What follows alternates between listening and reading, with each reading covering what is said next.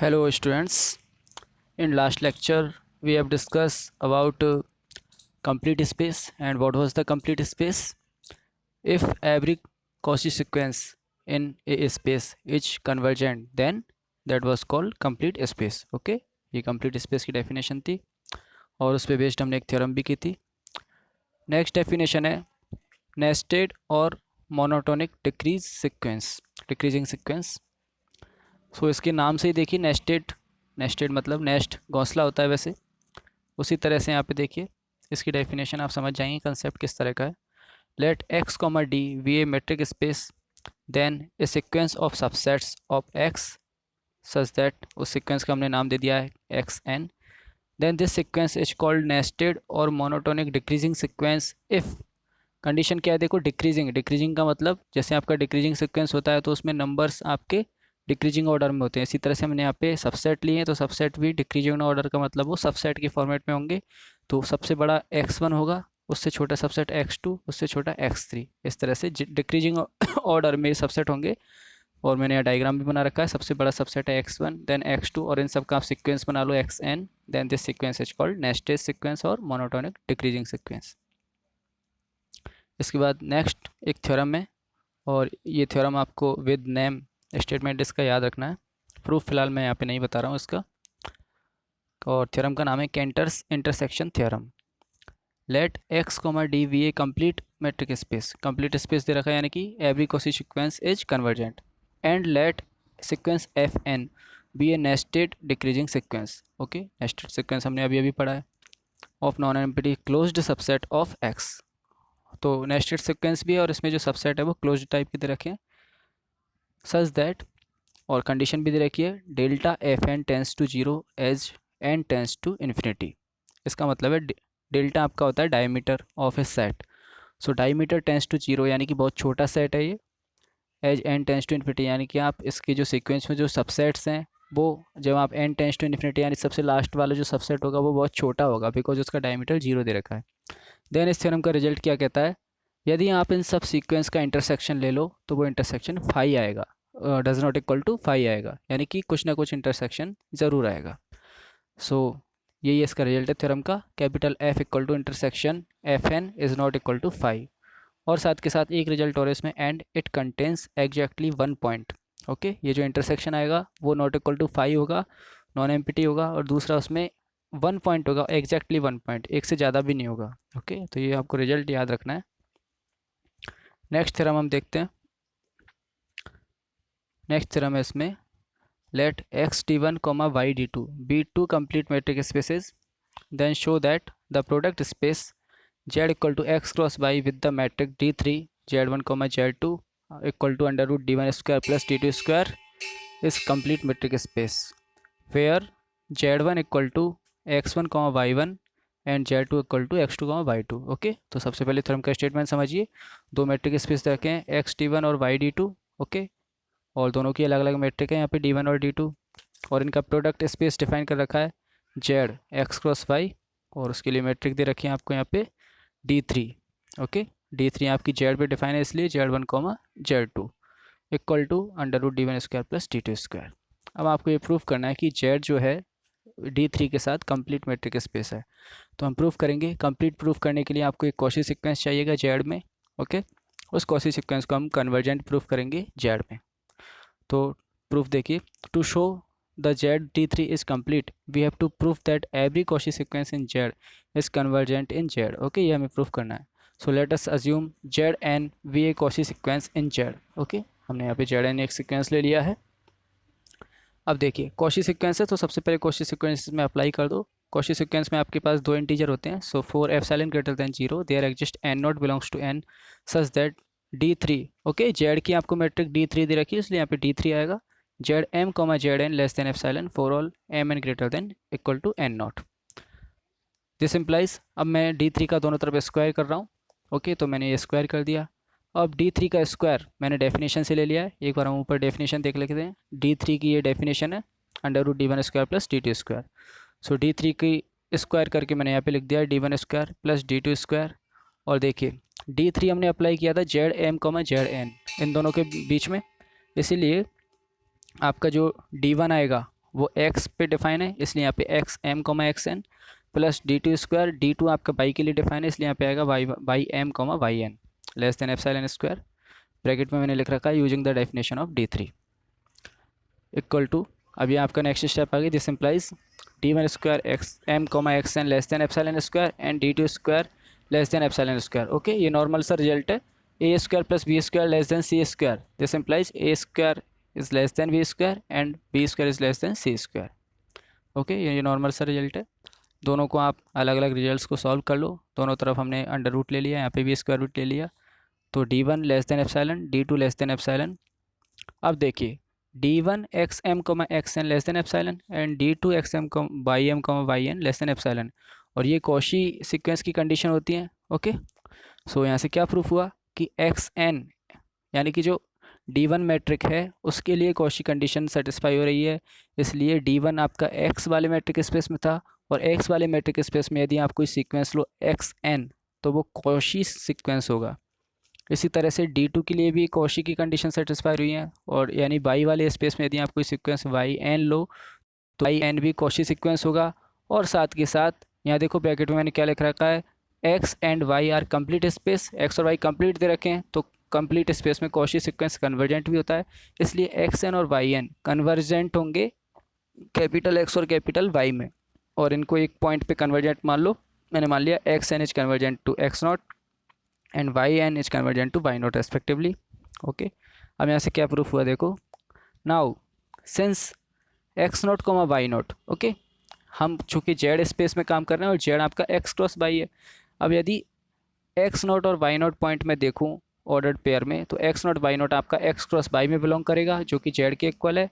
इसका मतलब जो सीक्वेंस था x n comma Y n वो x naught comma Y n पे वाई नॉट पे कन्वर्ज करेगा, और ये पॉइंट आपका जेड में भी बिलोंग करता है, इसलिए आपने जो कॉशी सीक्वेंस माना था जेड एन में वो कन्वर्जेंट भी आ गया, और कन्वर्जेंट होने की वजह से ये जेड कंप्लीट मैट्रिक स्पेस हो गया। सो अच्छी थ्योरम थी ये। इसके बाद नेक्स्ट डेफिनेशन पे हम चलते हैं, dense set. Okay, so what is dense set देखते हैं हम यहाँ पे।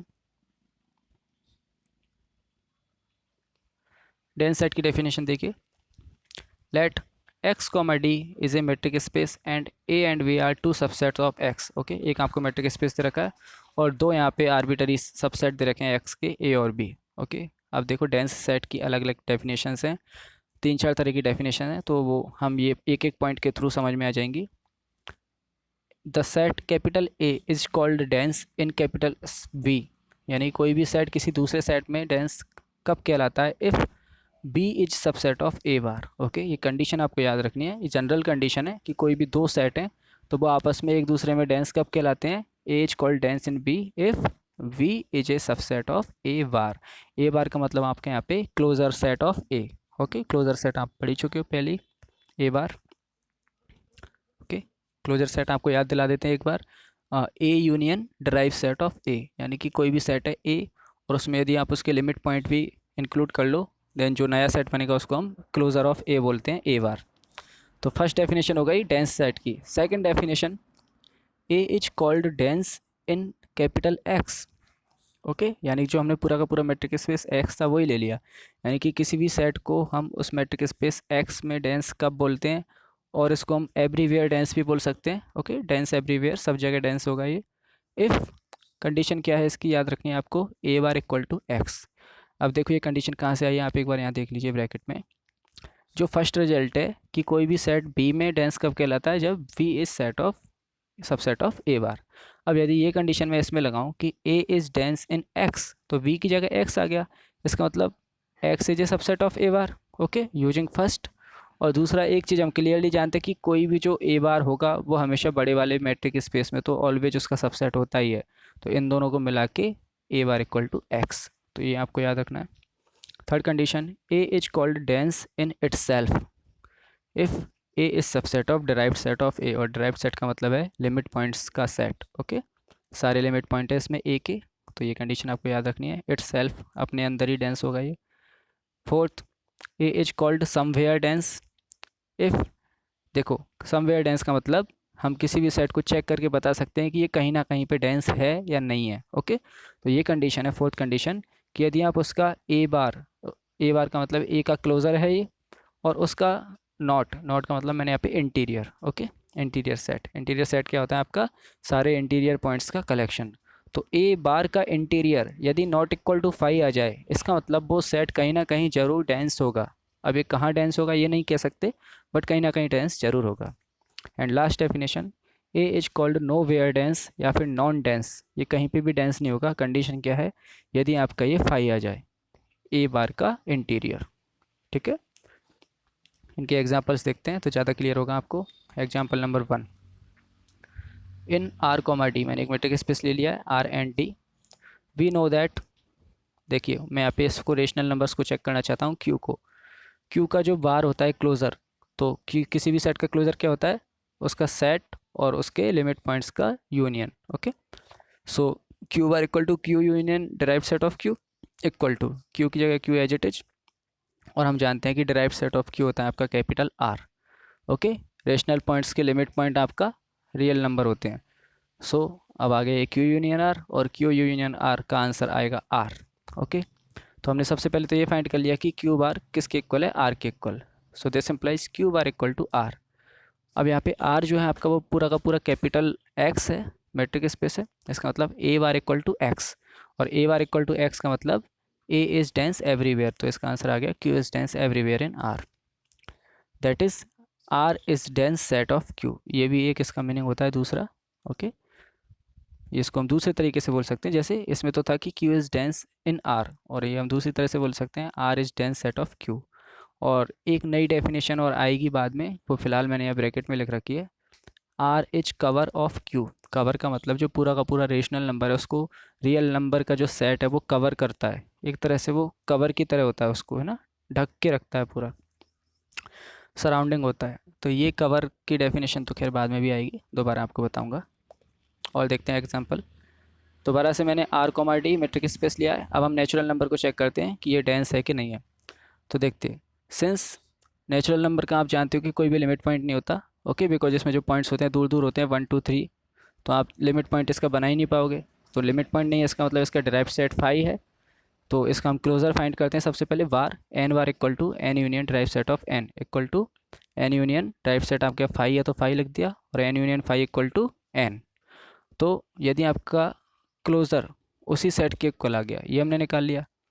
Next, also since N has no interior point, जो नेचुरल नंबर है ना तो उसका कोई लिमिट पॉइंट होता है ना उसका कोई इंटीरियर पॉइंट होता है, ओके। ये मैंने आपको डायग्राम बना के क्लास में काफ़ी बार समझाया है, तो आप एक बार खुद से डायग्राम बना के यहाँ देखना।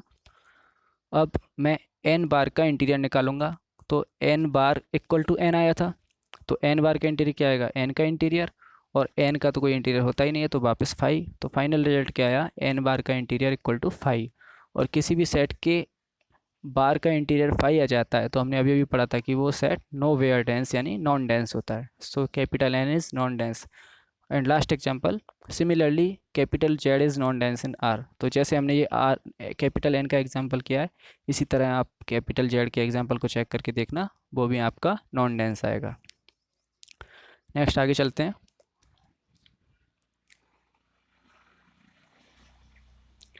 नेक्स्ट डेफिनेशन है हमारी कंप्लीट सेट, ओके। पहले हमने कंप्लीट स्पेस पढ़ा था, वो अलग चीज़ थी, कंप्लीट सेट पढ़ते हैं यहाँ पे। इस set capital A in X T metric space is called complete in X if and only if A is dense in itself and A is closed. तो बहुत आसान सी डेफिनेशन है, यदि कोई सेट क्लोज्ड है और अपने अंदर ही डेंस है, डेंस इन इटसेल्फ, तो उसको हम बोलते हैं कंप्लीट सेट, ओके। अब देखो दैट इज़ करके मैंने ये रिजल्ट लिख रखा है, ये प्रॉपर्टी है पूरी इस डेफिनेशन की, तो या तो इस प्रॉपर्टी को याद रखो या फिर इस पूरी डेफिनेशन को याद रखो, एक ही मतलब है। तो कंप्लीट सेट की कंडीशन क्या हो गई, a equal to derived set of a, यानी किसी सेट का जो लिमिट पॉइंट का सेट है यानी डिराइव्ड सेट उसी के इक्वल आ जाए, ए के ही इक्वल, तो वो कंप्लीट सेट होता है, बिकॉज वो क्लोज भी होता है और डेंस भी होता है। देखो कंडीशन इधर मैंने ये रिजल्ट कहाँ से आया आपको समझा देता हूँ। देखो ए आपको क्लोज दे रखा है और डेंस इन इटसेल्फ दे रखा है, तो सबसे पहले डेंस इन इटसेल्फ से हमने लिख दिया a is subset of derived set of a, okay. ये डेंस इन इटसेल्फ की कंडीशन है, आप पीछे जाके देख लेंगे इसमें जो पिछला पॉइंट हमने पढ़ा है। और फॉर क्लोज सेट हम जानते हैं क्लोज सेट के लिए ए इक्वल टू ए बार होता है ऑलवेज, क्लोज सेट के लिए क्लोजर उसका सेम ही होता है, और ए बार हम जानते हैं a union derived set of a होता है। ओके, तो इससे क्या रिजल्ट आया, देखो a union derived set of a equal to a, तो this implies derived set is subset of a. तो एक तो ये कंडीशन और एक ये वाली कंडीशन, इन दोनों को मिलाएंगे तो क्या आएगा, a equal to derived set of a. So complete set की ये कंडीशन है। इसके एग्जांपल्स देखते हैं। Example number 1, every closed interval a comma b in capital r is a close set. हम जानते हैं, ओके, हम चेक कर रहे हैं कि जो क्लोज इंटरवल है वो कंप्लीट है कि नहीं। तो हम देखते हैं इसमें जो क्लोज्ड इंटरवल होता है वो क्लोज सेट तो होता ही है रियल, इसमें रियल नंबर से सेट में कैपिटल आर में। ऑल्सो अब हम क्लोज तो हो गया, डेंस भी चेक करना चाहेंगे। Also for any close set, हम जानते हैं क्लोज सेट के लिए जो ड्राइव सेट है वो ऑलवेज इसका सबसेट होता है, अभी अभी हमने चेक किया है ऊपर। इसका मतलब क्लोज्ड इंटरवल आपका कंप्लीट हो गया, बिकॉज ये आपका क्लोज सेट भी है और डेंस भी है। So every close interval is complete in are, ये आपको याद रखना है। नेक्स्ट ये थ्योरम है, इसका स्टेटमेंट देख लेते हैं। Let A be a subset of a metric space X then the following statements are equivalent. तो ये तो आपको स्टेटमेंट की तरह याद रखने हैं, प्रूफ मैंने इसका नहीं दे रखा है यहाँ पे। और इक्विवेलेंट का मतलब आपका ये होता है, आपको फर्स्ट कंडीशन मान के सेकंड प्रूफ करनी है, फिर दूसरी बार सेकंड को सही मान के थर्ड प्रूफ करनी है, एंड तीसरी बार थर्ड को सही मान के फर्स्ट प्रूफ करनी है। ओके, ये होता है इक्विवेलेंट का मतलब। तो ये तीनों पॉइंट आप याद रखना। एक नोट लिख रखा है मैंने, और ये आपको नोट अच्छे से याद रखना है। If a is non dense in x then a dash यानी a complement is dense in x. Okay, तो याद रखना, यदि कोई सेट आपका डेंस है तो उसका डेंस तो उसका जो कॉम्प्लीमेंट होगा वो नहीं होगा डेंस, और यदि सेट नॉन डेंस है तो उसका कॉम्प्लीमेंट डेंस होगा। ओके, इसके बाद एक थ्योरम का स्टेटमेंट और, the union of a finite number of non dense sets in is again non dense. तो आपके पास काफ़ी सारे नॉन डेंस सेट हैं और फाइनाइट नंबर में है, यानी कि इनफाइनाइट नहीं है, कुछ फाइनाइट नंबर में आपके पास नॉन डेंस सेट है, तो आप उनका यदि यूनियन करोगे तो वापस से ही नॉन डेंस सेट आएगा। ओके।